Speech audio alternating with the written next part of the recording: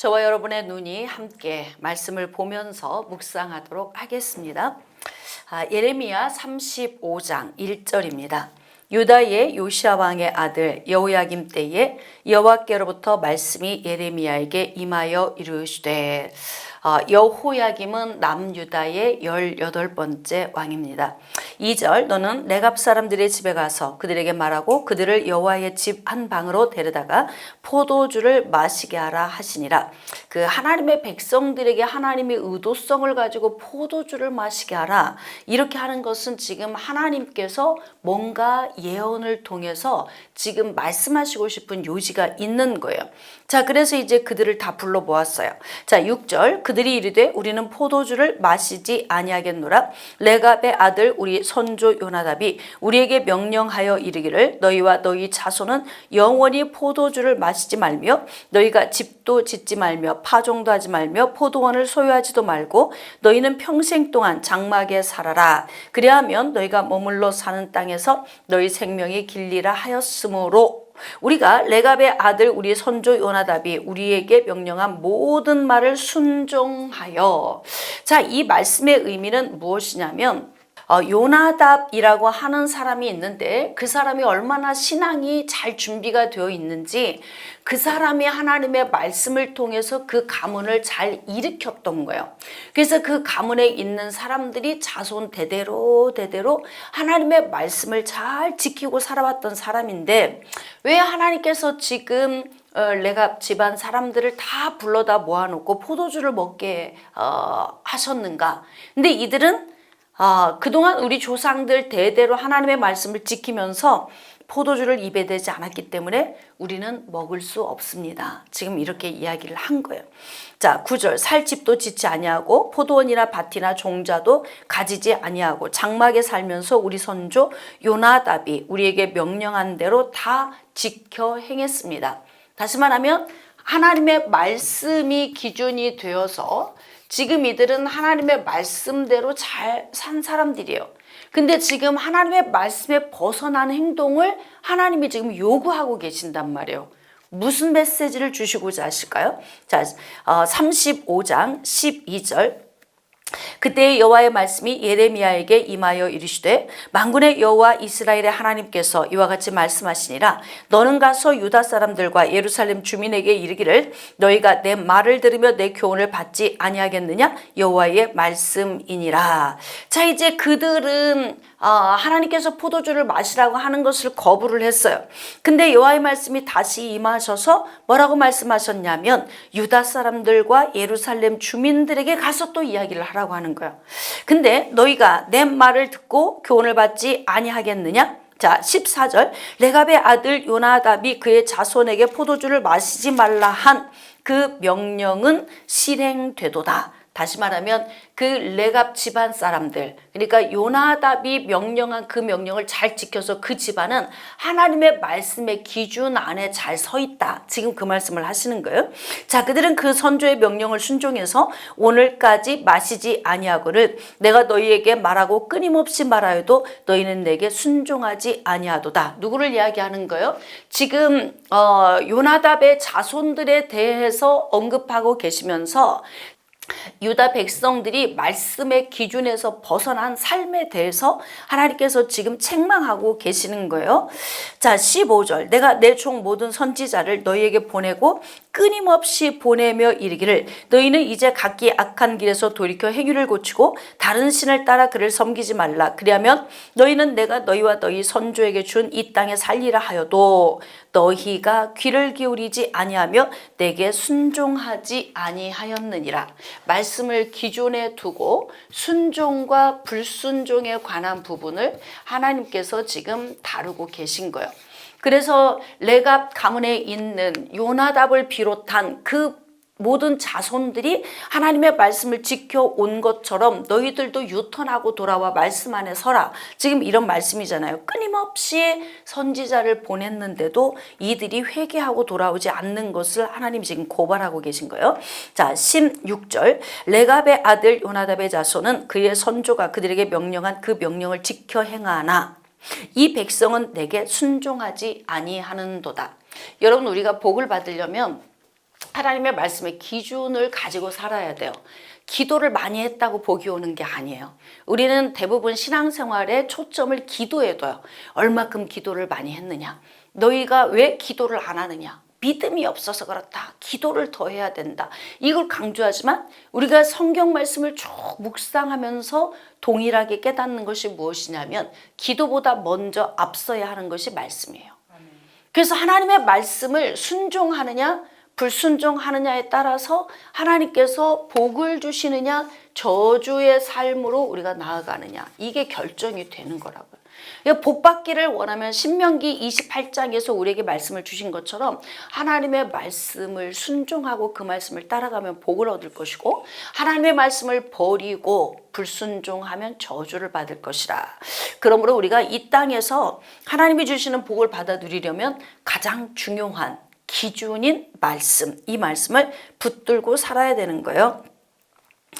자 17절 그러므로 만군의 여호와 이스라엘의 하나님께서 이와 같이 말씀하시니라. 보라 내가 유다와 예루살렘의 모든 주민에게 내가 그들에게 대하여 선포한 모든 재앙을 내리리니. 왜 재앙을 내린다는 거예요?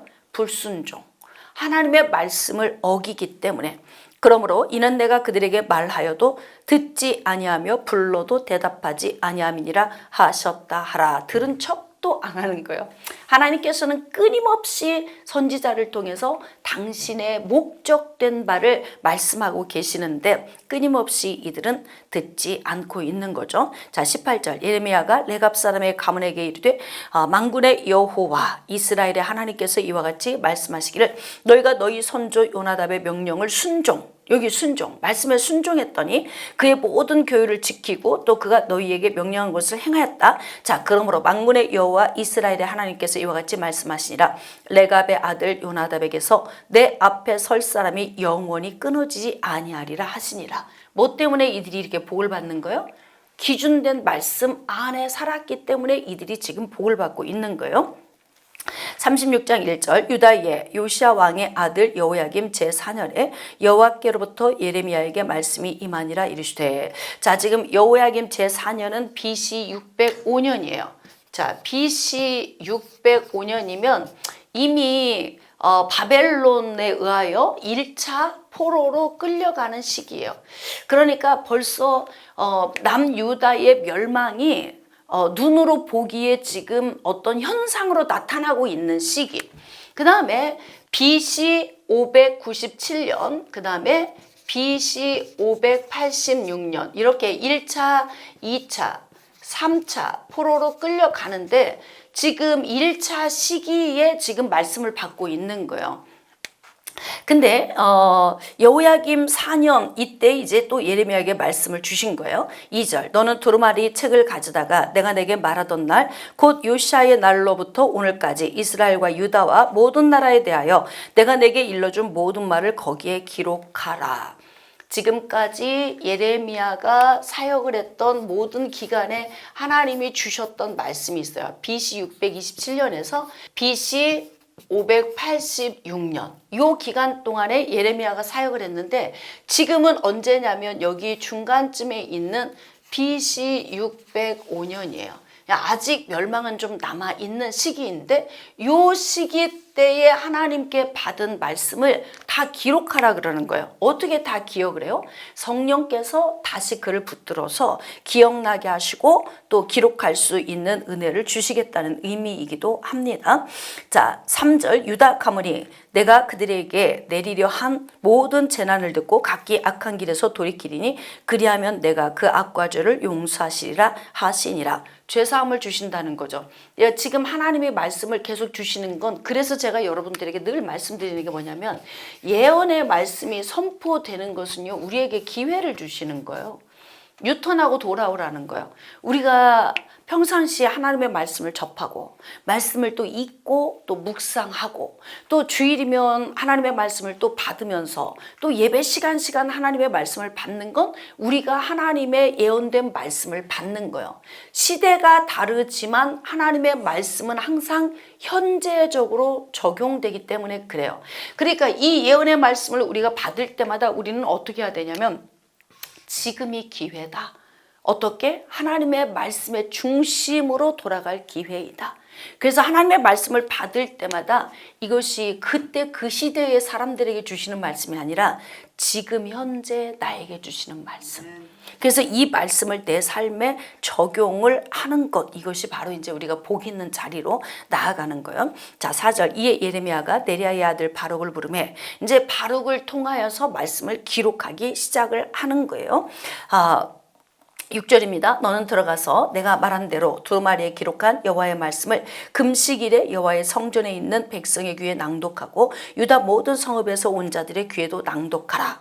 자, 그래서 이제 바룩이 대신 대피를 해서 기록을 하고 그 기록된 말씀을 가지고 이제 낭독을 하게 되는 거예요. 7절. 그들이 여호와 앞에 기도를 드리며 각기 악한 길을 떠나리라. 여호와께서 이 백성에 대하여 선포하신 노여움과 분이 크니라. 하나님의 노여움과 너무나 분노가 크기 때문에 기록된 말씀을 그들에게 다시 들려주면 그들이 유턴하고 돌아올 것이다. 이렇게 지금, 그러니까 하나님은 아직도 기대감을 가지고 있는 거예요. BC 586년 멸망되기 전까지 이들에게 반복적인 기회를 주면서 그래도 유턴하고 돌아올 거야. 여러분, 유다 백성이 전체적으로 유턴하고 돌아오진 않지만 중간중간 반드시 이 말씀을 듣고 유턴하고 온 사람들이 있어요.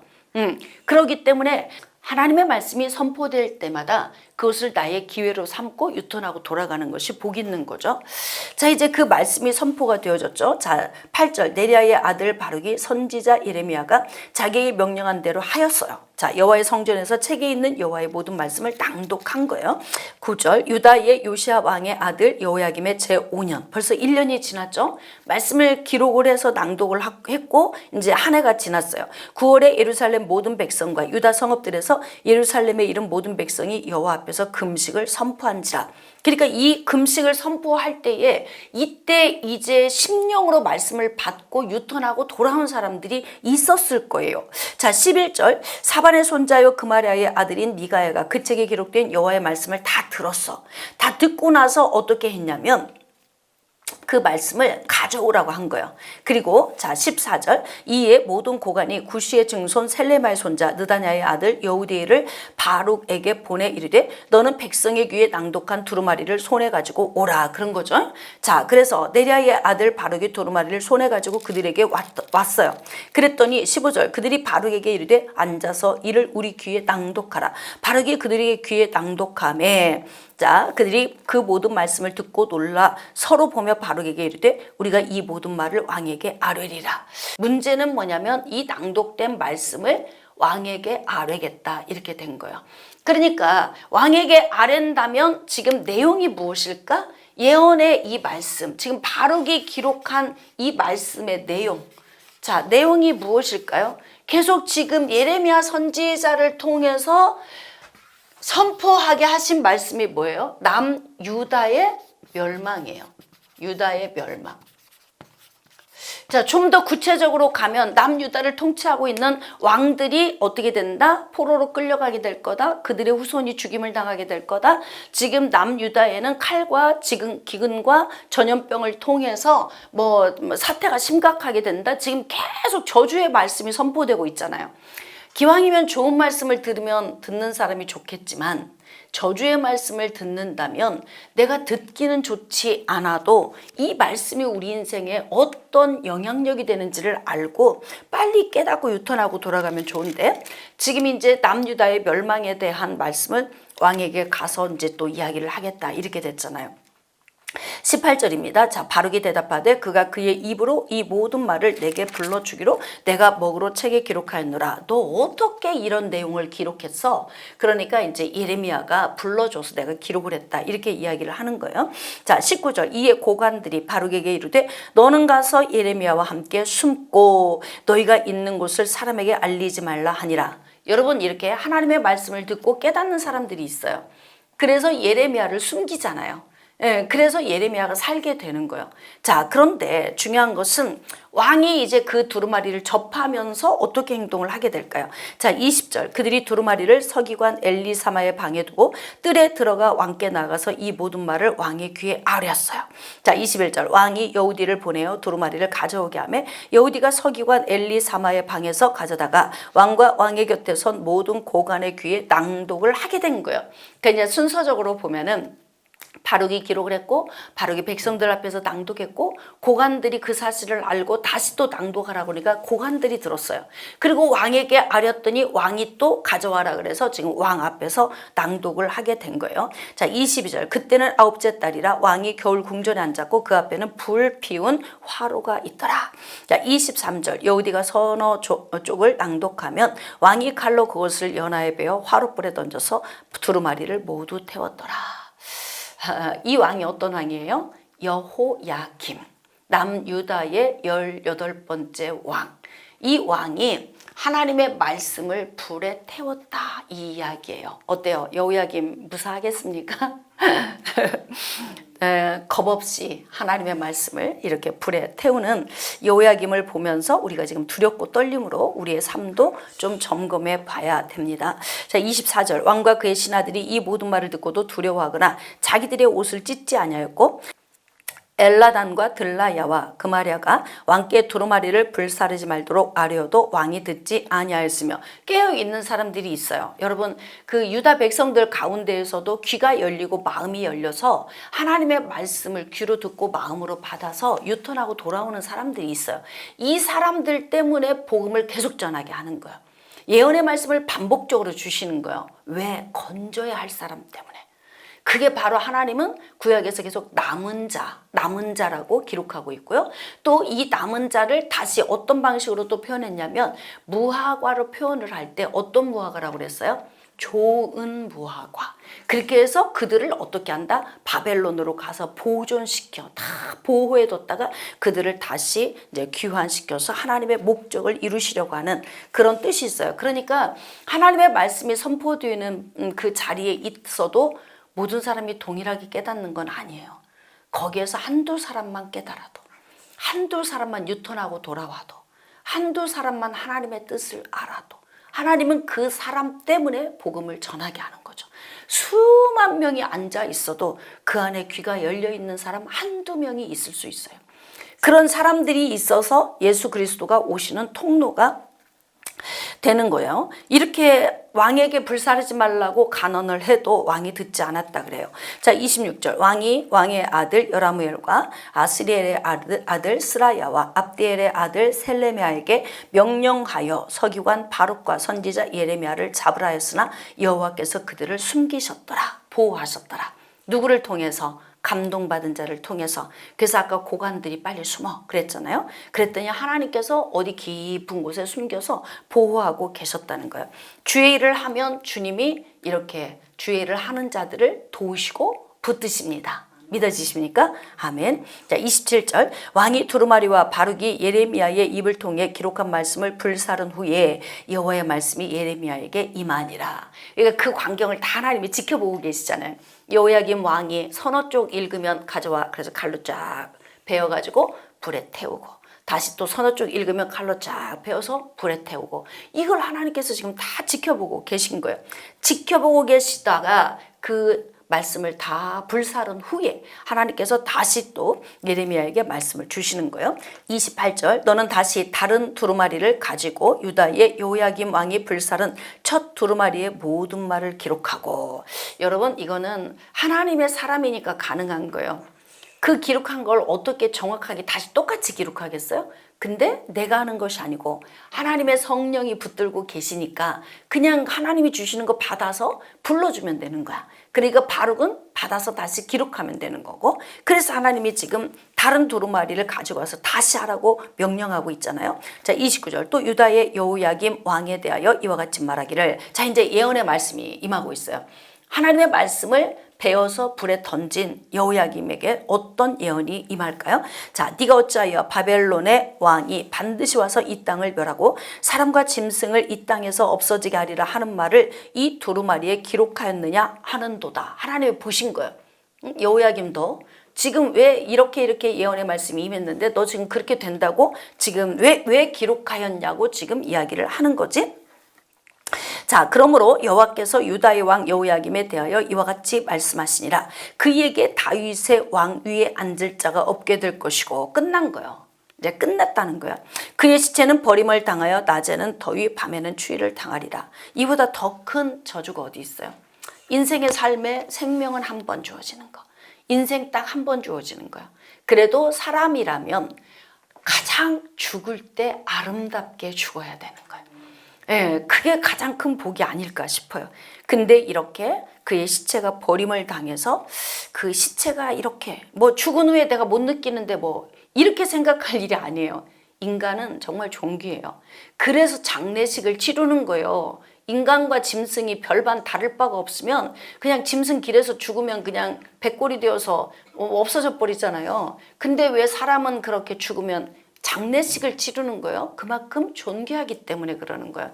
그게 사람에 대한 최고의 예의를 갖추는 거죠. 그래서 죽음을 아름답게 맞이하는 것도 복입니다. 자, 31절 또 내가 그와 그의 자손과 신하들을 그들의 죄악으로 말미암아 벌할 것이라. 아까 신하들이 이제 말씀을 하나님의 말씀을 갖다 줬죠. 그러면서 왕에게 그럴 수 있는 기회를 갖다가 제공했어. 그래서 하나님께서 어떻게 그의 자손 그 옆에서 같이 동조했던 신하들 다 하나님께서 어떻게 한다? 벌 주시겠다 이렇게 말씀하시고 예루살렘 주민과 유다 사람에게 그 모든 재난을 내리리라 선포하였으나 그들이 듣지 아니하였느니라. 그러니까 지금 바룩이 기록했던 하나님의 말씀은 남유다의 멸망, 재앙에 대한 부분이에요. 아무도 안 듣는다 이 말이에요. 물론 그 안에는 하나님의 은혜를 받아서 구원받은 자들도 있지만 대부분의 사람들이 안 들었다는 거지. 그러니까 여러분 사람이 마음이 강팍해지면 귀가 닫히잖아요. 그러니까 귀가 닫혔다는 건 뭐냐면 그들의 마음이 하나님을 떠났다는 거예요. 그러니까 하나님의 말씀이 귀에 들어오질 않아. 그러니 회개할 수 있는 기회도 놓치게 되는 거예요. 끊임없이 선지자를 통해서 주시는 말씀 듣지 않죠. 그래서 그들은 저주의 길로 스스로 자초해서 나가는 겁니다. 자, 32절 이에 예레미야가 다른 두루마리를 가져다가 네리야의 아들 서기관 바룩에게 주매 그가 유다의 여호야김 왕의 불사른 책의 모든 말을 예레미야가 전하는 대로 다시 기록한 거예요. 그 외에도 그 같은 말을 많이 더 하였더라. 더 추가해서 성경 말씀이 다시 기록이 된 거예요. 37장 1절입니다. 요시아의 아들 시드기야가 여호야김의 아들 고니야의 뒤를 이어 왕이 되었으니 자 시드기야는 20번째 왕이에요. 여기 고니야는 19번째 여호야긴을 말해요. 근데 여호야긴은 한 3개월 정도 통치하게 돼요. 아주 짧게 지나갔기 때문에 그의 행적은 별로 기록이 되어 있지 않아요. 그러니까 지금 18번째 여호야김에서 지금 20번째 시드기야로 훌쩍 뛰어넘었어요.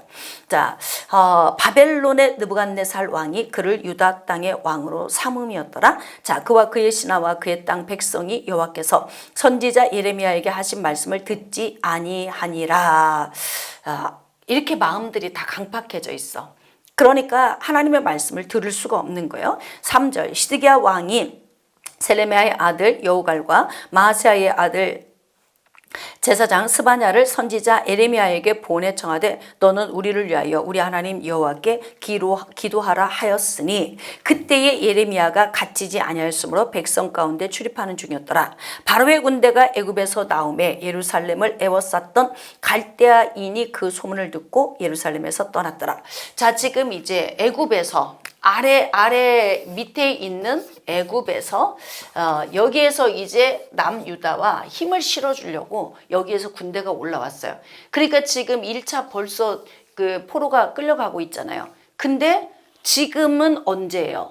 2차 포로도 끌려갔고 이제 3차 포로로 끌려갈 시기가 가까워 멸망이 가까웠어요. 왜냐하면 시드기야가 통치 시작했으니까. 시드기야는 몇 년간 통치했냐면요 11년간 통치를 했어요.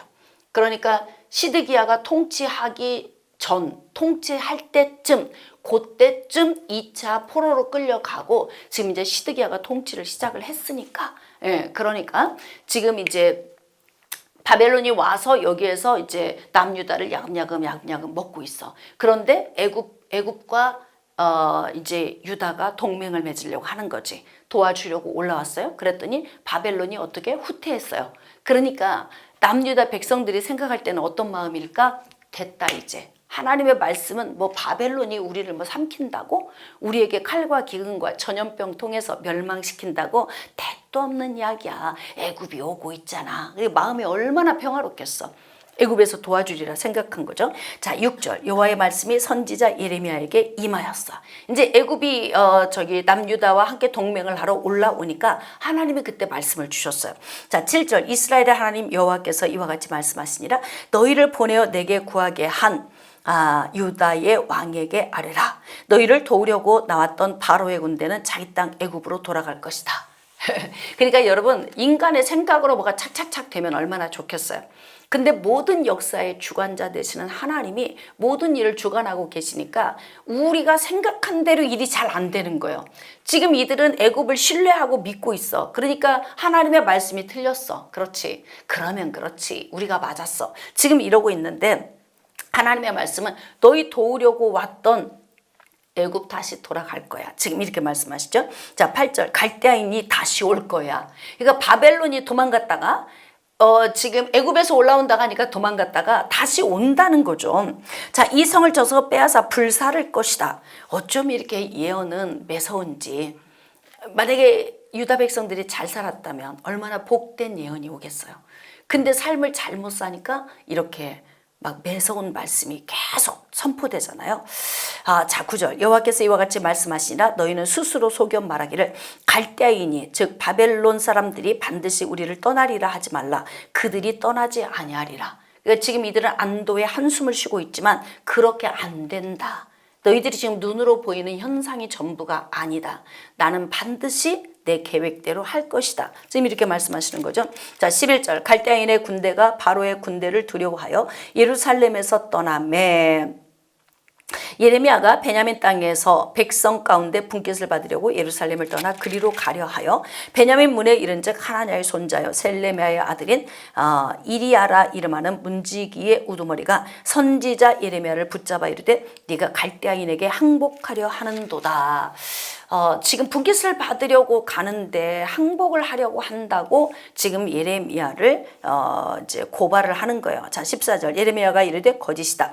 나는 갈대아인에게 항복하려 하지 아니하노라. 이리야가 듣지 아니하고 예레미야를 잡아 고관들에게로 끌어가매 고관들이 노여워하여 예레미야를 때려서 서기관 요나단의 집에 가두었으니 이는 그들이 이 집을 옥으로 삼았음이더라. 자, 이때부터 이제 예레미야가 자꾸 감옥에 갇히게 돼요. 이제 예레미야가 이제 박해를 더 강하게 받으면 받을수록 이들의 멸망이 가까이 왔다는 거예요. 왜? 강팍해지면 강팍해질수록 지금 하나님의 멸망의 계획이 가까이 왔다는 걸 우리는 읽을 수 있어요. 자, 16절 예레미야가 뚜껑을 씌운 웅덩이에 들어간 지 여러 날 만에 시드기야 왕이 사람을 보내어 그를 이끌어내고 왕궁에서 그에게 비밀이 물어 이르되 여호와께로부터 받은 말씀이 있느냐. 자, 예레미야가 대답하되 있습니다. 또 이르되 왕이 바벨론의 왕의 손에 넘겨지리이다. 아니, 지금은 바벨론이 떠나갔고 애굽이 지금 우리를 도우러 올라왔어. 근데 지금 예레미야가 예언을 하기로는 바벨론에 의하여서 왕이 어떻게 된다? 그들에 의하여서 이제 하나님이 그들의 손에 붙이셨다. 이렇게 이야기하니까 현실은 애굽이 지금 우리를 돕고 있으니까 그런 문제가 안 올 것 같은데 하나님이 지금 그런 말씀을 주셨다고 하니까 시드기야 왕이 좀 헷갈리고 혼란스러웠을 거예요. 자, 18절 예레미야가 다시 시드기야 왕에게 이르되 내가 왕에게나 왕의 신하에게나 이 백성에게 무슨 죄를 범하였기에 나를 옥에 가두었나이까. 바벨론의 왕이 와서 왕과 이 땅을 치지 아니하리라고 예언한 왕의 선지자들이 이제 어디 있습니까? 다시 말하면 예레미야는 하나님께서 바벨론 통해서 남유다를 멸망시킬 거야 이렇게 예언을 하는데 어용 선지자들 있죠. 왕이 돈 주고 세운 자들, 거짓 선지자들, 이런 자들은 폐하, 절대 그런 일 일어나지 않습니다. 이렇게 했던 그들은 어디 있냐 지금 이렇게 묻는 거예요. 왜 나한테 예언을 지금 묻습니까? 하나님이 주신 말씀을 당신의 어용 선지자들에게 묻지. 지금 이렇게 하는 이야기예요. 자, 20절 내 주 왕이여 이제 청하건대 내게 들으시며 나의 탄원을 받으사 나를 서기관 요나단의 집으로 돌려보내지 마옵소서. 내가 거기에서 죽을까 두려워하나이다.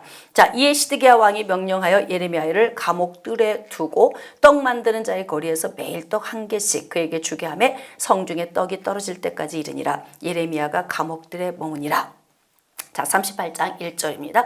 mat단의 아들 스바데아와 바술의 아들 그다레와 셀레미아의 아들 유갈과 말기야의 아들 바술이 예레미야가 모든 백성에게 이르는 말을 들은즉 이르기를 여호와께서 이와 같이 말씀하시되 이 성에 머무는 자는 칼과 기근과 전염병에 죽으리라. 그러나 갈대아인에게 항복하는 자는 살리니 그는 노량물을 얻음같이 자기 목숨을 건지리라. 다시 말하면 사람들이 가만히 예레미야가 예언하는 말을 들어보니까 지금 내용인즉슨 칼과 기근과 전염병에 의하여 사람들이 이제 이 성에 있는 자는 죽게 될 것이고 항복하는 자만 살 것이다. 이렇게 지금 예레미야가 하는 얘기를 그래도 귀를 열고 들은 사람들이 수군수군 이야기를 하는 거예요. 항복하면 산대. 이 성에 머물러 있으면 칼과 기근과 전염병으로 죽게 된대. 지금 이런 얘기가 아맘리의 백성들 사이에서 얘기가 오고 가고 있어요. 3절 여호와께서 이와 같이 말씀하시니라 이 성이 반드시 바벨론의 왕의 군대의 손에 넘어가리니 그가 차지하리라 하셨다 하는지라. 바벨론이 와.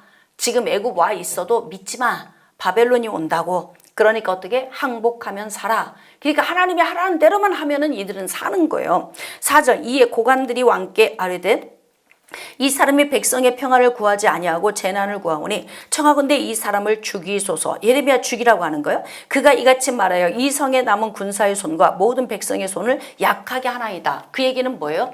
지금 예레미야가 선포하는 예언의 말씀을 들으면 자꾸 무기력해져. 왜? 멸망한다고 하니까 칼이 올 거고 기근이 올 거고 전염병이 올 거다. 그러니까 항복해라. 그러지 않으면 다 여기 있는 사람들은 멸망하게 될 것이다. 이 말씀을 선포하니까 그 말씀을 들으면 뭐 살 소망이 없어. 그래서 자꾸 손에서 힘이 빠지는 거예요. 그러니까 어떻게 하는 거예요? 이 사람을 어떻게 빨리 없애버려라. 이렇게 이야기를 하는 거예요. 여러분 이렇게 사람이 인생을 사는 방법을 우리가 선택함에 있어서 하나님의 예언의 말씀을 받았는데 이 예언의 말씀에 순종하지 않고 예언을 선포한 선지자를 차라리 없애버리라고 그러는 거예요. 이게 지금 똑똑한 건가? 인생을 사는 방법? 자, 예레미야 없애면 끝나는가요? 듣기 싫은 소리 안 들으니까 끝나버린 건가요? 아니잖아요. 하나님께서 계획을 세우셨고 하나님이 하실 거예요. 예레미야는 단지 중간에서 하나님의 말씀을 받아서 대언했을 뿐이에요. 예레미야가 뭐 능력이 있는 게 아니에요. 하나님의 말씀을 대언했을 뿐인데 이 사람을 없애버리자 그러는 거예요. 어리석죠. 에? 그리고 없애버린다고 이들의 삶이 평탄해지지 않을 텐데 그러면 어떻게 해야 돼요? 고민해 봐야죠. 어떻게 해야지? 칼과 기근과 전염병을 통해서 멸망된대. 항복하면 된대. 예레미야를 죽이는 것이 문제 해결이 아니고 우리가 회개하고 돌아가면 돼. 이렇게 결정을 내려야 되는데 그 결정을 도출해내지 못해요. 그만큼 강팍해져 있다는 거죠. 하나님의 말씀에 순종할 수 없는 상태. 그 정도의 강팍함이라는 거예요.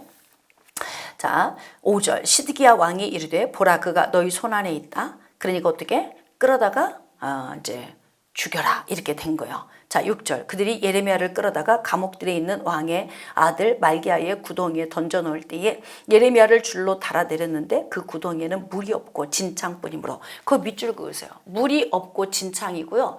뭐 줄로 달아서 내렸대요. 그러니까 깊은 구덩이에다가 껌껌한데 근데 거기 내렸는데 물은 없는데 질퍽질퍽한 거야. 세상에 그 껌껌한 곳에 내 힘으로는 이제 올라갈 수도 없어요. 여기서 이제 죽는 거예요. 그런 진창에 지금 이제 갇힌 거예요. 자, 7절. 왕국 내시 구수인 에벤멜렉. 자, 여기다 밑줄 좀 그으세요. 하나님은 하나님 나라의 일을 하나님이 해 나가세요. 그래서 죽을 때가 아니야. 사명이 아직 안 끝났어요. 그리고 하나님의 사람이 하나님의 일을 하고 있는데요. 하나님이 그냥 방치하고 있어. 죽을 때가 됐는데 그냥 너 그래 죽을 때가 됐구나. 넌 지금 위험에 처해 있구나. 그냥 하나님이 이렇게 보시고 그냥 지나가신다면 그런 하나님을 누가 믿겠어요? 그런 하나님을 누가 의지해? 그런 하나님을 위해서 누가 헌신하겠어요? 그러나 하나님은 하나님의 백성들에게 당신을 위해 일하는 사람들에게 항상 자기의 시선을 두고 계신다. 그래서 위기에 처해 있을 때나 어떤 환난을 만났을 때 이때 하나님이 구출해 주시는 거예요. 근데 지금 왕궁 내시 구스인 에벤멜렉의 마음에 감동을 주셨어요. 그래서 그들이 예레미야를 구덩이에 던져 넣었음을 듣고 난 다음에 그때 왕이 베냐민 문에 앉았더니 에벤멜렉이 왕궁에서 나와 왕께 아뢰어 이르되 내 주 왕이여 저 사람들이 선지자 예레미야에게 행한 모든 일은 악합니다. 예레미야의 편을 들 수 있는 사람을 하나님이 준비해 놓으신 거예요. 성령의 감동 감화에 의해서. 그래서 아무리 모든 사람이 다 타락했어도 그 가운데에서도 은혜를 입은 자들이 있어요. 노아의 홍수 시대에 다 물에 빠져 죽을지라도 하나님 은혜에 붙들렸던 노아와 그의 가족들이 깨어 있었던 것처럼 여기서도 보니까 에벤멜렉이 왕에게 지금 저렇게 진창에다가 가둬둔 건 너무 악한 일이다. 성중에 떡이 떨어졌거늘 그들이 그를 구덩이에 던져 넣었으니 그가 거기에서 굶어 죽을 것입니다. 이렇게 막 자기 일처럼 발을 동동 구르고 있잖아요. 이런 사람 통해서 하나님께서 어떻게 한다? 예레미야를 구출하신다. 자, 10절 왕이 구스 사람 에벤멜렉에게 명령하여 이르되 너는 여기서 30명을 데리고 가서 선지자 예레미야가 죽기 전에 그를 구덩이에서 끌어내라. 이렇게 에벤멜렉이라고 하는 사람의 입에 권세를 주시니까 왕이 그 말을 들을 때 갑자기 감동이 오는 거예요. 아까는 어떻게 했어요? 그를 그냥 없애버려 이렇게 얘기를 했는데 그러니까 어떤 사람이 옆에서 어떤 말을 하느냐에 따라서 사람이 이렇게 움직여질 수 있다는 거예요. 그러니까 그 전에는 그냥 없애 이렇게 됐는데 이제 에벤멜렉이 옆에서 저렇게 행동하는 건 악한 일입니다. 그러니까 빨리 건져내야 합니다. 그러니까 어떻게 해요? 왕궁에 있는 사람 30명 데리고 가서 빨리 건져내 이렇게 된 거예요. 그러니까 하나님은요 강팍한 사람도 들어 쓰시고 때로는 악한 사람도 들어 쓰세요. 너무너무 마음이 막 완고해서 절대 저 사람 마음이 열려지지 않을 것 같은데도요 순식간에 하나님이 그의 마음을 움직여서 일하기도 하십니다. 그럴 때 그러죠. 내 정신 아니었나 봐 이렇게 이제 이야기를 하게 되는 거예요. 자, 그래서 어떻게 했느냐. 이제 헝겊과 낡은 옷을 가지고 가서 구덩이에 있는 예레미야에게 밧줄로 내렸어요. 그렇게 해서 그를 어떻게 했다? 13절 보니까 구덩이에서 끌어냈다 기록되어 있어요. 자, 14절 시드기야 왕이 사람을 보내어 선지자 예레미야를 여호와의 성전 셋째 문으로 데려오게 하고 왕이 예레미야에게 이르되 내가 내게 한 가지 일을 물으리니 한마디도 내게 숨기지 말라. 자, 예레미야가 시드기야에게 이르되 내가 이 일을 왕에게 아시게 하여도 왕이 결코 나를 죽이지 아니하시리까 가령 내가 왕을 권한다 할지라도 왕이 듣지 아니하실 것입니다. 왜? 하나님께 받았던 예언의 말씀이 어떤 말씀인지를 예레미야는 너무 잘 알아. 그러니까 지금 은밀히 지금 1대1로 왕이 예레미야를 데려다 놓고 내가 너한테 한 가지 물을 거야. 솔직하게 나한테 얘기해 줘. 그런데 그러면 내가 솔직하게 이야기하면 왕이 저 안 죽이실 겁니까? 예, 지금 이렇게 이야기를 하는 거예요. 자, 16절 시드기야 왕이 비밀히 예레미야에게 맹세하여 이르되 우리에게 이 영혼을 지으신 하나님께서 살아계심을 두고 맹세하노니 내가 너를 죽이지도 아니하겠으며 내 생명을 찾는 그 사람들의 손에 넘기지도 아니하리라 하는지라. 자, 그래서 이제 예레미야가 시드기야에게 이야기를 하는 거예요. 만군의 하나님이신 이스라엘의 하나님 여호와께서 이와 같이 말씀하시되 네가 만일 바벨론의 왕의 고관들에게 항복하면, 여러분 예언의 말씀이 날마다 색다른가요? 색다르지 않죠. 예언의 말씀이 항상 어떤 말씀이에요? 한 번 하셨던 말씀을 계속하시는 것. 바뀌어지지 않아요. 그래서 하나님의 특별 계획은 바뀌어지지 않아. 그러니까 지금 멸망은 이들의 죄 때문에 자초되었지만 이들을 구출하는 방법은 특별 계획이에요. 어떻게? 항복하면 돼. 그건 바뀌어지지 않잖아요. 계속. 그래서 지금 뭐냐, 항복하면 내 생명이 살겠고 이 성이 불사름을 당하지 아니하겠고 너와 내 가족이 살려니와 내가 만일 나가서 바벨론의 왕의 고관들에게 항복하지 아니하면 이 성이 갈대아인의 손에 넘어가리니 그들이 이 성을 불사할 것이며 너는 그들의 손을 벗어나지 못하리라 하였나이다. 자, 그러니까 남유다의 마지막 왕인 시드기야에게 달려있어. 모든 키가. 그래서 어떻게 해요? 시드기야가 백기 들고 나가서 항복하면 백성도 다 사는 거예요. 근데 시드기야가 항복을 하지 않으면 어떻게 되느냐? 자기뿐만 아니라 개인적으로 항복한 백성들 제외한 나머지는 다 어떻게 한다? 죽임을 당하거나 고난에 빠지게 된다는 거예요. 자, 24절 시드기야가 예레미야에게 이르되 너는 이 말을 어느 사람에게도 알리지 말라. 그리하면 네가 죽지 아니하리라. 헐. 오늘 너하고 나하고 둘이 나눈 얘기는 비밀이야. 아무에게도 말하면 안 돼. 만약에 누군가에게 네가 말을 해서 이 말이 나가면 너는 죽임당하게 될 거야. 이렇게 이야기를 하는 거예요.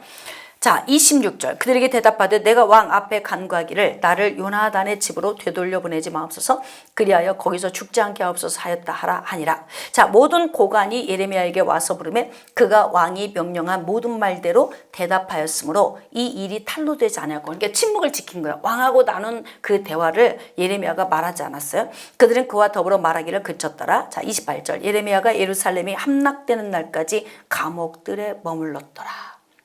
함락되는 날까지. 그러니까 굉장히 오랜 시간 감옥에 갇혀 있었어요. 이제 시드기야가 왕이 돼서 얼마 되지 않은 후부터 계속 감옥 생활을 하다가 결국은 그가 이제 감옥에 이제 멸망될 때까지 이제 머무르게 되는 거예요. 자, 39장 1절 유다의 시드기야 왕의 제9년 열째 달에, 시드기야의 9년이면 멸망하기 2년 전이에요. 시드기야 11년째에 멸망을 당하게 되니까, 자, 바벨론의 느부갓네살 왕과 그의 모든 군대가 와서 예루살렘을 에워싸고 치더니, 그렇죠, 바벨론이 다시 후퇴를 했다가 어떻게 했냐면 멸망하기 전 2년 전에 다시 또 내려왔어요. 하나님의 말씀대로 지금 되고 있죠. 아마 시드기야 왕은 좀 평안을 누렸을 거예요. 몇 년 동안. 왜? 애굽이 와서 도와주고 있는 것 같으니까. 그래서 동맹을 맺었고 힘이 있으니까 이제는 하나님의 말씀대로 안 돼, 이렇게 생각을 했을 거예요. 근데 이제 하루 이틀 시간이 지나더니 멸망 2년 전쯤에 바벨론이 다시 내려왔어요. 자, 2절 시드기야의 제11년 넷째 달 아홉째 날에 성이 함락되니라. 예루살렘이 함락되매. 그러니까 지금 2년 전에 들어온 바벨론이 2년 동안을 에워싸고 있어요. 그러니까 뭐 이들의 삶이 얼마나 비참하겠어. 칼과 기근과 전염병. 사람들이 여기저기서 기근으로 막 죽어 있고, 그 죽은 사람들 때문에 전염병이 막 창궐하게 되고, 그러면서 이게 악순환이 계속 돌게 되는 거예요. 어떻게 하면 살아요? 왕인 시드기야가 항복하면 사는 거예요. 간단하죠. 근데 왜 그 간단한 일이 그렇게 안 될까요? 자기가 강해서 그래. 그러니까 하나님 앞에 나를 꺾고 살아야 되는 거예요. 하나님이 하라고 하면 하라고 하는 대로 가면 되는 거예요. 근데 나의 의가 너무 커. 이게 바로 타락의 징조예요. 자기의 의가 큰 것이 타락의 출발점이다. 근데 이 자기의 의가 너무 견고하고 완고하게 되면은 타락의 결과물, 즉 멸망을 초래하게 된다는 거예요. 4절입니다. 유다의 시드기야 왕과 모든 군사가 그들을 보고 도망하되, 이제 도망했어요. 어떻게 해야 돼? 항복해야 돼요. 안 하고 도망가요. 자기가 강한 거죠. 하나님의 말씀의 기준에 서 있지 않죠. 불순종하고 있는 거죠. 자, 그렇게 해서 아라바까지 도망을 갔어요. 그냥 놔두겠어요? 갈대아인이? 자, 5절 갈대아인의 군대가 그들을 따라 여리고 평원에서 시드기야에게 미쳐 그를 잡아서 데리고 하마 땅 리블라에 있는 바벨론의 느부갓네살 왕에게로 올라가매 왕이 그들을 심문하였더라. 자, 바벨론의 왕이 리블라에서 시드기야의 눈 앞에서 그들의 아들들을 죽였고, 왕이 또 유다의 모든 귀족을 죽였고, 자, 왕이 또 시드기야의 눈을 뺐고 바벨론으로 옮기려고 사슬로 결박했다. 이런 비참한 말로를 맞이하게 돼. 항복만 하면 되는데 그걸 안 하고 자기 생각으로, 자기 고집으로, 이게 얼마나 완고한 거예요. 정말 악한 거죠. 8절입니다. 갈대아인들이 왕궁과 백성의 집을 불사르며 예루살렘 성벽을 헐었고, 말씀대로 되잖아요. 근데 이러한 결과가 누구로부터 출발한 거예요? 죄된 유다 백성들로부터 출발한 거예요. 하나님은 이유 없이 이렇게 멸망을 주시지 않아요. 그러니까 우리가 복된 삶을 살려면 하나님의 말씀의 기준에 서서 살면 되는 거예요. 그래서 그의 기준에 살면 평탄하잖아, 모든 게. 하나님이 주시는 대로 그대로 가면 되는 거예요. 근데 인간 안에 있는 이 죄의 본성 속에서 하나님을 순종하며 따라가는 것이 불가능하게 만드는 거예요. 이 죄의 완고함 때문에. 그래서 우리는 우리 안에 있는 죄의 요인을 자꾸 점검을 해서 하나님 말씀에 순종하도록 나를 쳐서 복종시키는 것이 굉장히 중요하다. 자, 9절. 사령관 느부사라단이 성중에 남아있는 백성과 자기에게 항복한 자와, 항복한 사람이 있잖아요. 그래도 예레미야 선지자가 하나님의 말씀을 받아서 선포할 때 귀를 열고 들은 사람이 있어. 모든 사람이 다 강박한 게 아니에요. 그 가운데서도 하나님의 은혜를 사모하는 사람들이 있어요. 저와 여러분이 그런 사람들이 되었으면 좋겠어요. 그래서 이렇게 항복한 사람이 있다잖아요. 그 외에 남은 백성을 잡아 바벨론으로 옮겼다. 이게 바로 뭐예요? 좋은 무화과. 하나님이 특별히 구분해 놓은 사람들. 자, 10절. 사령관 느부사라단이 아무 소유가 없는 빈민을 유다 땅에 남겨두고, 그러니까 누구만 남았느냐? 빈민, 정말 그냥 너무너무 초라하고 가난한 사람들만 남겨놓은 거예요. 그러니 먹을 게 있어요? 없어요. 그러니까 기근, 전염병, 막 전쟁의 소용돌이 안에서 이들이 얼마나 비참한 남은 인생을 살게 되겠습니까? 자, 11절입니다. 바벨론의 느부갓네살 왕이 예레미야에 대하여 사령관 느부사라단에게 명령하여 이르되 그를 데려다가 선대하고 해하지 말며 그가 내게 말하는 대로 행하라. 하나님은 하나님의 사람들에게 이렇게 은혜를 베푸셔요. 어떻게? 사람의 마음 안에 감동, 감화를 주셔서. 그러니까 예레미야는 40년 동안 얼마나 외로웠겠어. 생각해 보세요. 사람들이 듣기 싫어하는 말을, 그들은 이 말을 들으면 막 몸에서 힘이 쫙 빠져. 무기력해져요. 그러니까 예레미야를 볼 때마다 아주 싫어. 그래서 예레미야 근처에 오기도 싫어했고 그를 계속 박해하고 옥에 가두고 이렇게 고난을 주니까 예레미야는 거의 40여 년 동안을 혼자 지냈을 거야. 혼자. 자기 편이 하나도 없어. 가끔 죽을 위기가 있을 때 하나님이 그를 도울 사람들, 감동가마를 통해서 등장인물들 통해서 일을 하시지만 예레미야의 대부분의 모든 삶은 굉장히 곤고하고 힘들었을 거예요. 근데 하나님께서 어떻게 그를 선대하고 해하지 말게 이렇게 은혜를 주셨습니다. 자, 13절. 이에 사령관 느부사라단과 내시장 느부사스반과 궁중장관 네르갈 사레셀과 바벨론 왕의 모든 장관이 사람을 보내어 예레미야를 감옥들에서 데리고 사반의 손자 아이감의 아들 그다리아에게 넘겨서 그를 집으로 데려가게 하며 그가 백성 가운데에서 사니라. 평안을 주셨어요. 바벨론으로 끌려가게는 하지 않으신 거예요. 뭔가 목적이 있으시겠죠? 하나님께서는 영적 지도자를 남유다에 남겨놓고 그리고 이제 방황하고 있는 영혼들, 그 가운데서도 늦게나마 후회하고 유턴하고 돌아오는 사람들, 이들을 이렇게 이제 좀 돌봐야 할 사람들이 좀 있지 않겠습니까? 15절입니다. 예레미야가 감옥들에 갇혔을 때에 여호와의 말씀이 그에게 임하니라 이르시되 너는 가서 구스인 에벤멜렉에게 말하기를. 기억나요? 누군지? 에벤멜렉? 아까 내시 왕에게 간언을 했어요. 저렇게 진창 구덩이에 놔두면 죽을 겁니다. 우리가 지금 이렇게 행동하는 건 악한 겁니다. 그랬더니 시드기야 마음이 움직여서 30명 데리고 가서 그를 끌어내라. 그렇게 했잖아요. 근데요, 그걸 하나님이 다 보고 계신 거예요.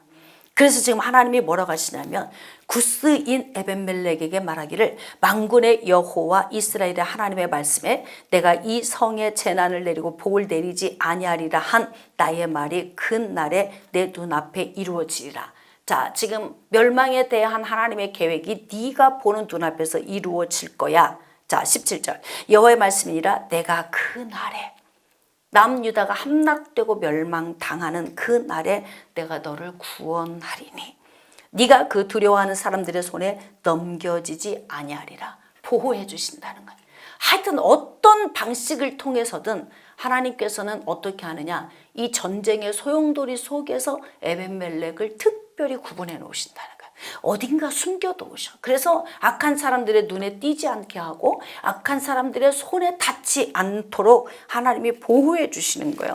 그러므로 우리가 어떻게 하느냐, 인생을 살아가는 동안 하나님이 다 보고 계시니까 선하게 살아야 돼. 선하게. 하나님이 기뻐하시는 그 길을 쫓아 나아가야 돼요. 자, 18절. 내가 반드시 너를 구원할 것인즉 네가 칼에 죽지 아니하고 네가 노량물같이 내 목숨을 얻을 것이니 이는 네가 나를 믿었음이라. 그 밑줄 좀 그으세요.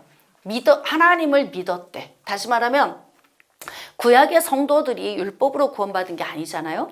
율법은 예수 그리스도를 알게 하는 그 초등 교사의 역할을 한 거예요. 그러니까 구약에도 다 어떻게 구원받았다고 돼 있어요. 히브리서 11장 믿음장에 보면은 전부 아브라함도 사라도 다 믿음으로 다 구원받았다고 기록돼 있어요. 그러니까 이렇게 타락이 가속화되고 멸망으로 치달아 가는 남유다 안에서도 믿음으로 바라본 사람이 있다는 거예요. 믿음으로. 그러니까 믿음이 있으니까 영의 눈을 뜨고 예레미야를 봤던 거고요. 예레미야가 죽어서는 안 된다고 간언을 해서 예레미야를 살게 한 거예요. 그의 행동을 보면 그의 믿음을 볼 수 있는 거야. 시드기야는 믿음이 없으니까 항복하라고 그러는데 항복 안 해. 그러니까 자기 눈앞에서 자식들이 죽어. 그 다음에 고관들이 막 죽게 돼요. 자기 눈이 빠져. 그리고 막 나라가 이렇게 휘우리바람을 치면서 함락당하고 포로로 끌려가. 이렇게 어마어마한 광경을 보면서도 회개하지 않는 그런 강팍한 사람이 있는가 하면 귀가 열리고 마음이 열려서 하나님의 말씀을 귀담아 듣고 이렇게 혼탁한 영적인 상황에서 하나님의 말씀을 신뢰하고 따라갈 수 있는 그런 믿음의 사람들이 요소요소에 있었다는 거예요. 이걸 성경은 어떻게 기록하고 있냐면 남은 자 이렇게 기록하고 있어요. 남은 자. 근데 지금 남유다에도 이렇게 신실한 사람이 남아있고 또 남은 자의 대표적인 사람들이 포로로 또 끌려갔다가 나중에 다시 좋은 무화과로 있다가 귀환에 와서 예수 그리스도 오시는 통로로 그들이 이제 쓰임을 받게 된다. 그렇습니다.